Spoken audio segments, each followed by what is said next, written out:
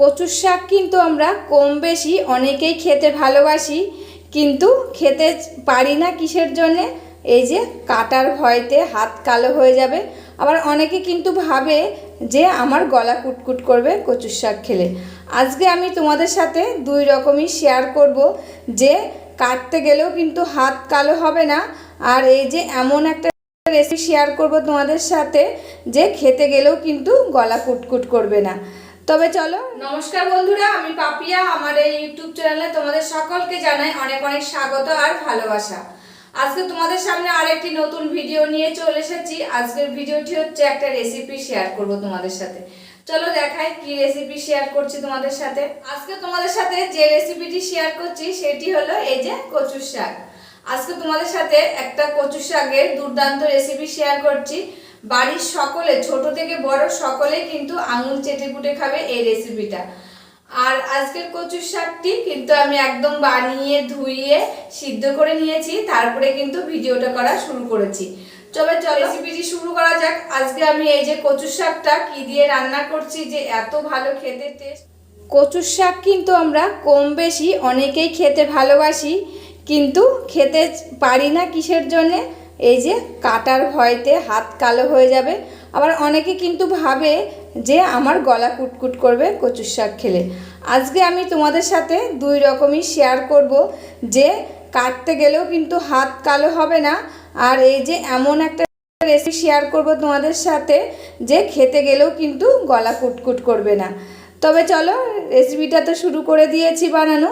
তা আজকে আমি এই যে কচুর শাকটা কী দিয়ে রান্না করছি সেটা আগে রেডি করে নিই। আজকে আমি কচুর শাকটা রান্না করব দীঘার ইলিশ মাছের মাথা দিয়ে। তা দেখো, ইলিশ মাছটা আমি কেটে নিয়েছি আর মাথাটা কিন্তু নিয়ে নিয়েছি। আর এখন এই যে লবণ আর হলুদ মাখিয়ে নিচ্ছি মাছের মাথাটাতে। তা ওই যে বললাম, ছোট থেকে বড় সবাই কিন্তু খেতে ভালোবাসবে। ছোটরা কিন্তু সেরকম শাক খেতে ভালোবাসে না। এরকম যদি মাছের মাথা দিয়ে রান্না করা হয় তাহলে কিন্তু ছোটরাও খেতে ভালোবাসবে। আর কচুর শাক কিন্তু খুবই পুষ্টিকর, আর এই পুষ্টিগুণ সম্পূর্ণ কচুর শাকটা সবারই ক্ষেত্রেই কিন্তু খাওয়া ভালো। আর আমি যেভাবে আজকে রান্না করব সেভাবে যদি রান্না করা যায়, ছোট থেকে বড় সবাই কিন্তু আঙুল চেটে পুটে খাবে। তা দেখো, মাছের মাথা দুটো ভালো করে লবণ হলুদ মাখিয়ে রেখে দেব 10 মিনিট মতো। গ্যাসটা জ্বালিয়ে দিলাম, দিয়ে কড়াইটা বসিয়ে দিলাম। কড়াইটা আমার গরম হয়ে গেছে, দিয়ে দিচ্ছি সর্ষের তেল। আর আমি কিন্তু এই রান্নাটা সর্ষের তেলেই করব, আর তোমরাও কিন্তু সর্ষের তেলেই করবে। আর যে কোনো শাক কিন্তু সর্ষের তেলে রান্না করলে খেতে টেস্ট হয়। বন্ধুরা, তেল গরম হয়ে গেছে, এবার মাছের মাথা দু পিস আমি ভেজে নেব।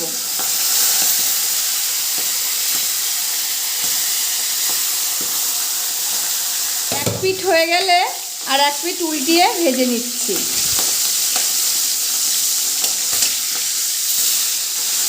মাথা দু পিস আমার ভাজা হয়ে গেছে, এবার আমি তুলে নিচ্ছি।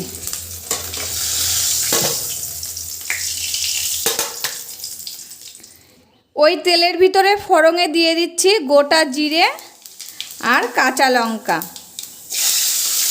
জিরে আর কাঁচা লঙ্কা ভাজা হয়ে গেলে এবার আমি দিয়ে দিচ্ছি কচুর শাকটা।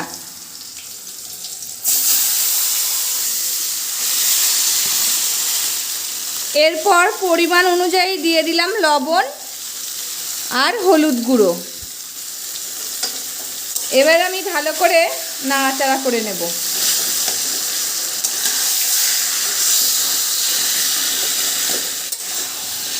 অনেকে কিন্তু কচুর শাক খেতে ভালোবাসো, কাটার ভয়তে খেতে পারো না, হাত কালি হয়ে যাবে বলে। তাদেরকে বলছি, যখন কচুর শাকটা কাটবে তখন কিন্তু হাতে একটু সর্ষের তেল লাগিয়ে নেবে, তাহলে কিন্তু হাতে কালি হবে না। আর যদি একটু হয় তাহলে লবণ আর লেবু দিয়ে ডলে ফেলবে, দেখবে সঙ্গে সঙ্গে কালি দাগটা কিন্তু উঠে যাবে। আর অনেকেও কিন্তু কচুর শাক খেতে ভালোবাসো, ভাবো যে গলা কুটকুট করবে, তার জন্য কিন্তু খেতে চাও না।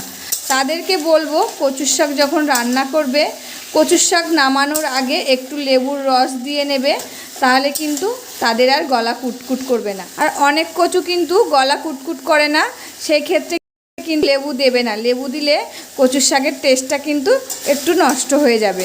আর যেগুলো দেখবে যে একটু গলা কুটকুট করছে, তোমরা কিন্তু বানানোর সময় বুঝতে পারবে, যখন বানাবে তখন কিন্তু হাতটাও একটু চুলকাবে, তখন জানবে যে এই কচুর শাকটা আমার গলা ধরতে পারে, একটু কুটকুট করতে পারে, তখন কিন্তু লেবু দেবে একটু এই কচুর শাকে।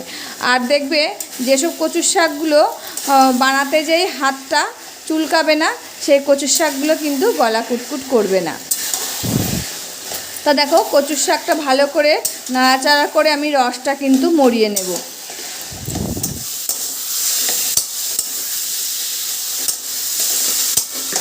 কচুর শাকে কিন্তু অনেকটাই রস মরে গেছে। এবার আমি দিয়ে দিলাম একটু চিনি, চিনিটা দিলাম স্বাদটা ঠিক থাকার জন্যে। এবার আমি দিয়ে দেব মাছের মাথা 2 পিস। এবার আমি মাছের মাথা 2 পিস এর সাথে মিশিয়ে নেব। আর মাছের মাথাগুলো আমি কিন্তু ভেঙে ছোটো ছোটো করব না, যেহেতু বাচ্চারা খাবে, কাটা থাকতে পারে, তার জন্য কিন্তু আমি ভেঙে ছোটো ছোটো করব না একদম। তো দেখো আমি 2টো টুকরো করব মাছের মাথা থেকে এরকম করে।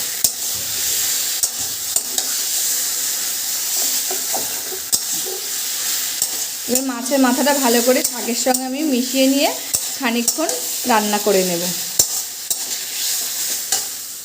কচুর শাকটা আমার রান্না হয়ে গেছে, এবার আমি নামিয়ে নেব। আর কচুর শাকটা কিন্তু খেতে খুবই টেস্ট হয়েছিল, যেহেতু এখানে 2 রকম কচুর শাক রয়েছে, কালো আর সাদা। তোমরাও কিন্তু 2 রকম কচুর শাক একসাথে মিশিয়ে রান্না করবে, দেখবে খেতে কিন্তু খুব ভালো টেস্ট হবে। কচুর শাকটা এবার আমি নামিয়ে নিলাম থালাটার উপরে। বন্ধুরা এরকমভাবে বাড়িতে একবার তোমরা রান্না করে দেখবে, খেতে কিন্তু খুব সুন্দর হয়, আর ছোট থেকে বড় কিন্তু সবাই ভালোবাসবে। আর যেহেতু ইলিশ মাছের মাথা রয়েছে, খেতে কিন্তু সবাই ভালোবাসবে। আর এই ইলিশ মাছটা কিন্তু আমার দীঘার ইলিশ মাছ, তা খেতে কিন্তু তার জন্য আরও বেশি টেস্ট হয়েছিল এই কচুর শাকটা। বন্ধুরা দেখো কচুর শাকটা কটটুক হয়ে গেছে, কতটা ছিল তোমরাও কিন্তু ভালো করে রসটা মরিয়ে নেবে, তাহলে কিন্তু আর গলা কুটকুট করবে না। বন্ধুরা রেসিপিটা কেমন লাগলো কমেন্ট করে জানিও। তাহলে আজকের মতন ভিডিওটা এখানে শেষ করছি, আবার দেখা হবে নতুন একটি ভিডিওর সাথে। ততক্ষণে তোমরা ভালো থাকবে, সুস্থ থাকবে, আর সাবধানে থাকবে, পরিবারের সকলকে ভালো রাখবে। আর আমার ভিডিওগুলি যদি ভালো লাগে প্লিজ একটা লাইক, কমেন্ট, শেয়ার ও সাবস্ক্রাইব করে আমার পাশে থাকবে। আজকের মতন এখানেই শেষ করছি, আবার দেখা হচ্ছে নতুন একটি ভিডিওর সাথে।